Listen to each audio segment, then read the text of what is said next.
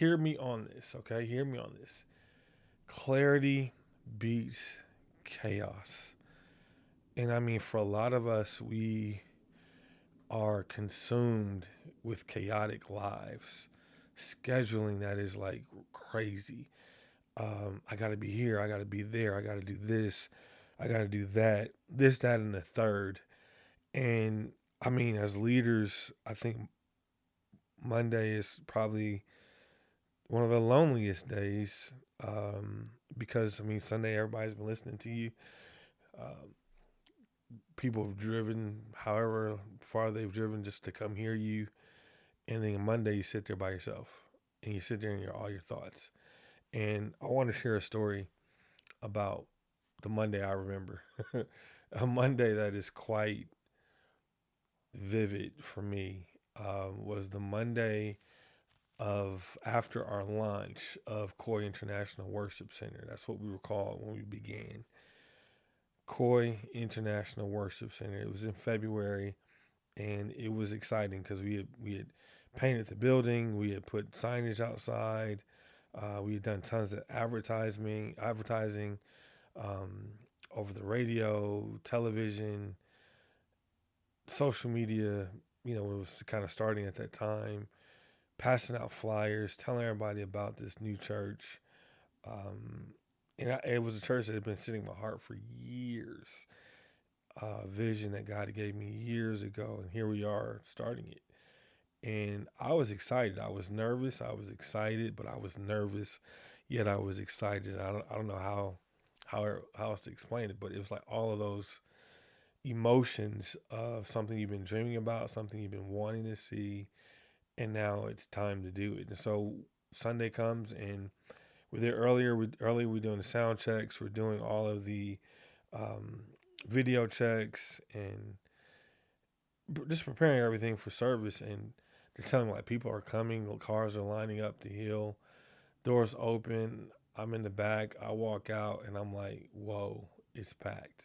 Like it's packed. 300 something people. Okay, Lord. So I know how to launch this thing, right? And service was bananas. Service was phenomenal. Like, I mean, people got saved. Um, the music, the worship was amazing. The word, of course, was awesome. I taught, right? It was, I taught a message, Digging Ditches, I got from Stephen Furtick. Um, and I think it was a great message that we needed to kick off. And hear me, I got that message from Stephen Furtick, but I'm never saying that you take a message and you preach it verbatim. It's more like you take a message that inspired you, you internalize it, and then you give it out based off of the revelation that God's given you. And that's okay to take something that inspires you, internalize it, chew on it, and then regurgitate it based off how the Lord is using you in that season, that time. And it really was a season for us that we're going to dig a ditch. We're digging a ditch in Namibia, and we're believing that God's going to fill it. And I still believe that God's going to fill it 15 years later, or I should say 12 years later as Experience Quite Global. But here's the thing. We led people closer to Jesus, right? We got people saved. It was an amazing time. But then Monday hit. And when Monday hit, it was chaotic for me because in my brain it's like, man, we had 300 people. All these people came to the altar call. We have all these people that want to join this church. But what are we gonna do? To make sure that next Sunday is just as good and next Sunday comes off without a hitch and that people show up. Like you got all of these questions and not a whole bunch of answers. And that's kind of what Monday is. Like you got tons of questions but not a lot of answers. And if we don't have systems in place, you kind of struggle with like what's next and what are we supposed to do next. And that's kind of where I was excuse me, on that Monday, trying to figure out like it's chaos. We got i got staff, they're looking at me like what's next. We got all these connect cards, people like, hey, we're making next decisions, and you got to help them figure out what that next is. And I noticed this about leaders because I can see myself, right? That chaos isn't an external thing, it's an internal fog. And in that internal fog, it's like you're driving and you can't really see, but you're aware that you're on the street, but you got to drive slower. You're trying to figure out where you are and where the stoplights are and stop signs are, because your vision is dampered a little bit because of the fog. And so you got all of this fog with all of these questions, not enough answers, and it's not like you're lacking motivation. You're trying to figure out how to make a clear decision, but you're overwhelmed. And I don't know if you've ever been overwhelmed before, but when you're overwhelmed, there's so many things that are undefined and so many questions that you need answers for. And the chaos is usually coming from what's around us. And really, it's actually, or rather, it's not coming from what's around us, but it's coming from what's unclear on the inside of us. Because on the inside, you got so many questions that haven't been answered, and because you don't have answers, you can't help your team to get the answers either, right? I mean, this is the case for a family, right? The wife and the kids are looking for answers, but if the husband, the head of the house, doesn't have any answers, then how can he give clear directions, right? Same thing with business. If the owner doesn't have a clear direction and clear answers, how can he give that to the employees so that the vision can keep moving forward? As a leader, I'm not lazy. Leaders aren't inherently lazy, nor do they lack commitment. Like, we're not uncommitted because we don't know what to do. It's that we care deeply. Like, we care deeply about people. Like, as a pastor, an apostle, a leader, a church leader, a husband, a father, a brother, a son, a friend, I care deeply. Like, there are people I genuinely care about. I care about the flock that I lead. I care about the people that I lead. I care about them. Uh, but but oftentimes we're carrying this mental weight. Like, we're carrying a lot. And that's why, if you're listening to this and you're not a leader per se, or you're not the head man, the pastor, or even the second man, you got to learn to give us grace, because we're carrying a lot mentally. Like, we've got our own personal bills we got to pay, and then we've got the bills for the ministry we have to pay. We've got salaries that we need to pay so that people can pay their bills. Um, we've got people in church that want to know about Jesus, learn how to get closer to Jesus. We've got our family that needs to know about Jesus. Like, you know what I mean? Like, there's a whole lot that goes on as a pastor, as a minister, as a leader. And we're carrying this weight, and literally everything feels urgent. The bill feels urgent. Next Sunday feels urgent. Filling up our sanctuaries feels urgent. Covering the bottom line feels urgent, and nothing feels clear. Like if you're a leader and it's like, oh man, everything is clear to me, like, is it really? You don't all, it's not always clear. And even when you feel like there's some type of clarity, you still feel a little unclear and uncertain about that clarity that you think you have, right? And this is what has to happen, right? We have to get to a place where we can try to shut off some things and make some decisions, because we could come up with excuses as leaders of, man, it's just fuzzy, I'm trying to figure it out.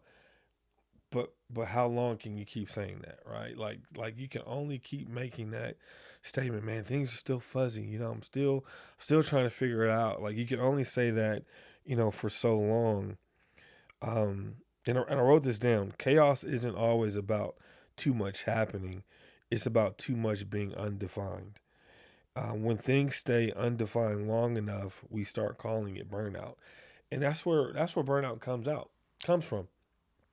It's literally because you got so many things that are undefined. You got so many fuzzy thoughts. You got so much internal fog going on, and you've not taken a second to get quiet and figure out, what is God saying? What's God leading us to do?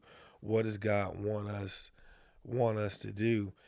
And I get it. I get it, because I feel like I'm in that season right now. Like, okay, God, it's you and me. What's next, Lord? Hey, hey, I'm listening. What's next, Father? Tell me. And it's like, man, it's so the silence can be deafening, right? It's crazy to think that silence can be deafening, but you literally have to figure out, like, okay, I gotta make some decisions. I gotta define some things, and I gotta get clear as quickly as possible, but making sure that it's not me, it's God. Um, and one thing I think we try to use to get out of the fog is motivation, and motivation isn't bad. I think motivation is a great thing, but um, we need to talk about how to clearly understand motivation and how to clearly use and harness motivation to our benefit. Because motivation is great when it's there, right? Motivation is amazing when it's there. But here's the crazy thing about motivation: it's unpredictable. It can show up today and it can show up tomorrow. Like I can wake up motivated today, but then tomorrow I wake up unmotivated. So if I'm living my life and if I'm running the ministry based off of being motivated, what do I do when that motivation doesn't show up? Like that's a great question to ask, right? Like some days I wake up with it, some days I don't. So what happens on the days that motivation doesn't show up? Because bills still need to be paid, y'all, right? Like I still got bills to pay. I still got debts I got to pay off. I still got um, trips I need to take, and my family is looking like, hey, when are we going on vacation? Where are we going on vacation? Like life still happens. People are still counting on us. Um, Mondays will always show up, right? Mondays keep showing up, but what happens when being motivated doesn't show up? What do you do? Because I mean, I've had moments in ministry where I just like I'm just not motivated at all. Like I don't want to do this right now. Like ask somebody else to do it. I mean, I had times when I just did not want to get up there and teach. I just did not want to do it. Like I was like, I'm kind of over it. And then sometimes those were some of the best messages. When you didn't feel like doing it, but you just said, "Okay, Lord, I'm gonna do this by faith, and I'm just gonna trust you to bring the anointing and to bring the power and to bring the motivation, like just to bring the word through me. It's not me anyway. It's not about me anyway. But I got to get to this point where I'm not waiting for inspiration to move. And I've noticed that leaders who keep moving forward aren't always the most energized. They're just clear. And it's kind of like I felt like and hear me, I'm not the perfect guy. I just felt like sometimes in ministry when I got clear, like I'm gonna do this and I'm not doing this. This is our focus, this is what God's leading us to do. I'm not doing that other thing. When I got really clear, that's when I was able to move forward with energy. Because I was clear on not doing 15,000 things. I was clear on doing these 15 things, right? Instead of doing these 15 things, I'm only going to do five. When I got really clear, that's when my energy began to show up. Um, Leaders know what matters today. They've already decided what comes first. They don't have to argue with themselves every morning. Why? Because clarity tells you what to do even when you don't feel like it. I know what I'm supposed to do. Let's get after it. And I think as leaders, when we start to get clear, um, quickly, we can start bringing clarity for others and stability for others. Um, like like when everything gets like real heavy, sometimes I ask this question like, why am I so tired? But I don't know if that's like the right question because it never really helps. That why am I tired? Because being tired is really a symptom of something, right? Like if you're tired, there's this you're not sleeping properly, right? You're not maybe you're snoring. Maybe your diet is off. Maybe there's some deficiencies somewhere. Being tired is a symptom. Frustration, get this y'all, frustration is a signal. Like when you get frustrated, it's a signal.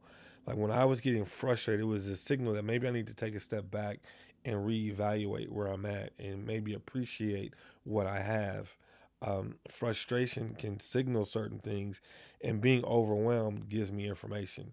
Why is all of this happening? And so the better question is not why am I tired? It's actually like what's actually unclear right now.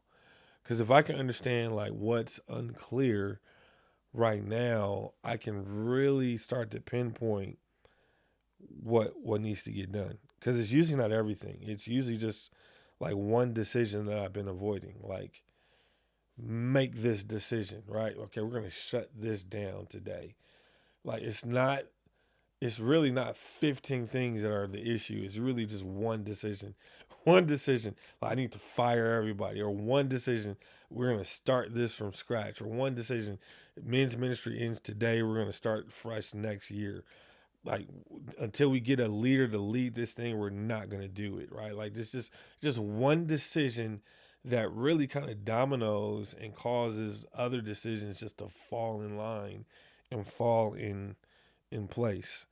Because I can remember, like, man, I was doing, oh man, I was running service, teaching, um, doing the announcements, videos, the intro videos, the graphics. Like, I was doing everything and yet doing nothing. And it's the craziest thing because like you could do so much, and your staff is looking like, "Hello, what are we here for? Tell us what to do. Put us in, coach. Let us know what you want. This is why we're here." And hear me, staffing in the right areas and getting the right staff that's got your heart and is willing to run. That's so important. That's so key. I thank God for the staff that we've had at Experience Core Global. Even though we've transitioned it and this looks a lot different than what it was in the beginning, they helped us to get to where we are. And I appreciate every staff member that we've had and continue to have, and even those high capacity volunteers that run almost like their staff that might get a stipend, but like they really put the heart and energy into it. Like, hey, even if you didn't pay me, I'm gonna do this because I believe in the vision, and I really appreciate having those people. And that happened through clarity, right? The moment we got really clear was the moment we were able to really move like forward. That's what I'm saying. Like clarity beats chaos. Sometimes we love living in chaos, but chaos is not what God wants for us. Chaos is not the thing that you want in life. You want clarity. Like people who win championships get clear real quick. We're gonna run these plays and we're gonna execute them to the best of our ability. We know our game. We know how we play. Let's play to the best of our ability. We're not going to allow outside forces to influence what our game is and what we do well. And the most of the time when we're unclear, chaos grabs us and it just like it's like a chokehold. But once we name what's unclear, chaos loses its hold. Once we can start getting real clear and start clearly defining some things, chaos loses its grip, and you realize, man, chaos sucks. Chaos sucks. That's why clarity, when we have to understand that clarity doesn't remove responsibility, it removes confusion. For a lot of us, like we're confused on so many different things, and God is like, dude, just get clear. Get clarity on that one thing. Like I've got so many like okay, I don't have many. I have key great friends, right? That are friends that can challenge me, that can call me to task, that can encourage me. And sometimes like my brain, like I'm this not I'm a visionary. I'm this like this big vision guy, and sometimes I could be going a mile a minute and like need to slow down. And I get those friends that be like, dude, you need to slow down. Like get clear before you make this next decision. And that's sometimes what life requires of us, to get real clear before we make that next decision, before we go on that next trip, before you do that next thing. You got to get real clear real fast before you make that next move, because sometimes making that next move will just add more fog to the already fog that's currently present, right? It'll add more fog to an already foggy situation. It'll just throw more chaos into the chaos, right? It'll just get more chaotic. And we just need to pause and let me just settle this issue before I move to the next one, right? Let me do what I can right now. And I think that's why Mondays are there. I think that's why God created Monday. Like, okay, Sunday has happened, high time. People got saved, people got born again. Monday, let's get clear. What are we doing? Let's make some decisions. Let's make some key decisions. Let's make some big decisions. But let's get some decisions going on Monday. I'll never forget the moment we moved from taking Fridays off to taking Mondays off to taking Fridays off. I learned that from a church that like I looked up to, and they were like, "Man, we don't take Mondays off. Mondays we come in, we answer questions, we get clear, we make decisions. Friday we take off because we worked our tails off. Monday, Tuesday, Wednesday, Thursday, Friday we already know what we're doing. We got the game plan. Everybody's resting. Saturday, we're executing a little bit of that game plan leading up. Those teams that need to do that. And then Sunday we come in, we execute the game plan, and then Monday we're back at it again, making decisions, making tweaks, making changes. Sometimes we take that Monday off because like, oh man, I'm tired from Sunday. But there are some questions that need to be answered. There's some things that have to be done on Monday that can't wait for Tuesday. See, we've been putting stuff off for Tuesday, and Tuesday is too late. Monday is when you get in, it's fresh. I remember this, and this. These need answers. Here are the answers. Boom, boom, boom, boom, boom. It sets up the rest of my week and the work for the rest of my week. And then boom, I'm productive and I'm making things happen, and I'm not allowing that fog to come in. I'm letting that fog dissipate because I've got clarity. And that's something that I have to learn, that Mondays are for getting clarity. Mondays are for making decisions and setting up the rest of my week. Why? Because Monday doesn't have adrenaline. Monday doesn't even have the applause. Monday doesn't have a crowd. It's quiet. That's what's so amazing about Monday is it's quiet. Yeah, people might want prayer and might want this, but Monday is quiet, meaning I can just come in and I can make some decisions. I can look at stats, I can look at the numbers, I can look at the data, I can breathe, I can reflect. I can say this happened well, this was missing, this was confusing, and then boom, I can deal with what was unclear. And that carries my whole week because Sunday gives me energy, Monday brings clarity, and I'm bringing clarity through my week. So I go into Sunday with energy, bringing Monday in with clarity. That's what's so key. That's what's so amazing because Sunday is where we carry the vision.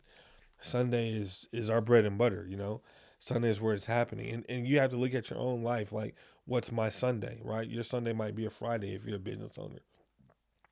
I don't know what that is, but Sunday can carry so much emotion. Sunday can carry so much momentum, but Monday brings structure. Monday brings decisions. Monday brings follow through, right? So I have this vision, but Monday gives me the structure to carry out the vision. Mondays are important. That's why this is called the Monday leader, because we're not avoiding Mondays. We're saying we're going to make decisions on Mondays. It's obvious. If something's unclear on Sunday, Monday, we clear it up. We're not going to be, super critical. We're just going to look at the reality. That sucked. We missed it. We didn't make the most of that. Let's get clear. Let's make a decision. Let's fix it. Because inspiration can, although it's very powerful, can be very temporary. we can be inspired. I mean, everybody kicks off the first of the year. I'm going to the gym, I'm going to church, I'm doing this. And then you get into the middle of January and you probably quit already. Like, ooh, this is too much. And I learned this from my good friend Adam Bro. Shout out to Adam Bro. If you need to get fit, get in on your fitness, he has a podcast called The Fit Disciple. I would encourage you to listen to it, get connected with him. He's got some amazing tips on fitness, eating. He is man, he's dang near 58. He's gonna be mad at me for saying that. He's not 58. He's close to 50 though, but he looks amazing. Health is at like optimal. Um, so get connected with him. But something that he always has said, and I've learned from him is that it's about consistency over intensity. It's about consistency over intensity. Sometimes we can like want to get so intense. I'm going to do 30 reps. I'm going to do 50 reps. I'm going to read 5 chapters a day, and then you burn out. It's like, no, can you just be consistent? Can you read one verse a day consistently? Can you read one chapter a day consistently? Can you work out every day consistently? It's all about being consistent over intensity, because if you're intense, you can't carry that over time. But if you're consistent, you can carry that over time and increase your intensity, because you're carrying the consistency. You're being consistent in certain areas, and that's really what life and ministry requires of us, is to be consistent, not to be so intense. Like I get it. We have like 21-day revivals, right? 21 days of prayer. We're coming out to prayer every single day for 21 days, but that's not sustainable always. And prayer is a great thing. I'm not coming against prayer. I'm not coming against revival nights. We have those in our own ministry. I love them. They're great. They're amazing. I'm just saying we got to learn to be consistent. I've learned in my own life that we have to be consistent. Consistency wins the war. Consistency keeps life moving forward. Energy is amazing, but we need to be consistent with what God is calling us to do so we don't fizzle out. Clear priorities, clear ownership, clear next steps. Who owns this, right? Okay, we have all these first time guests. Who's the person that calls them? Who's the person that follows up? Who's the person that keeps following up? Who's the person that knows where they go after this, right? We got to take ownership. Clarity gives us ownership. Next steps, priorities. What's most important? If this isn't a priority, let's get clear on our priorities so people know what we should be doing. We're not trying to get more noise. We're not trying to get more pressure or more motivation. We want to be clear. We want to get clarity, more clarity. That's what we want, more clarity. I was about to say we want to be more clear, more clear. We want to get clarity. Clarity beats chaos. So if you're listening to this on a Monday, here's something small but powerful. Identify one thing that feels heavy. Go through your life, identify one thing that feels heavy. Ask what part of it is unclear, and then define just the next step. Define the next one step. No pressure, no perfection, just one step that's going to move you forward in the heaviness, getting past the heaviness. Okay? Clarity, it lightens the load. The more times that I've gotten clear, I've gotten light. So I want you to understand, like as a leader, man, we're in this together. Just get some clarity so you can lighten your load. We need you to stay in the game. Leaders, business owners, husbands, um, pastors, apostles, prophets, evangelists, teachers, we need you to stay in the game, which means we need you to get clear on what God's called you to do, clear on, where God's leading you, um, and slow down if you have to. Slow down so you can get some clarity. And if you know a leader that's feeling overwhelmed right now, share this podcast with them. and let them know, hey, we're here to help you to get clear. That's what we do here. I have a business called Pivot 90, and we help people get clear, and we help them get clear in 90 days to restructure their churches, restructure their building, their businesses, to move them forward in life. It's easy to get overwhelmed. It's real easy to get overwhelmed. It's difficult to get clear, but if you force yourself to say, hey, look, I want some clarity, and use Monday as that day to get clarity, you'll see God move in every area of your life. You don't need more motivation, you need clear definitions.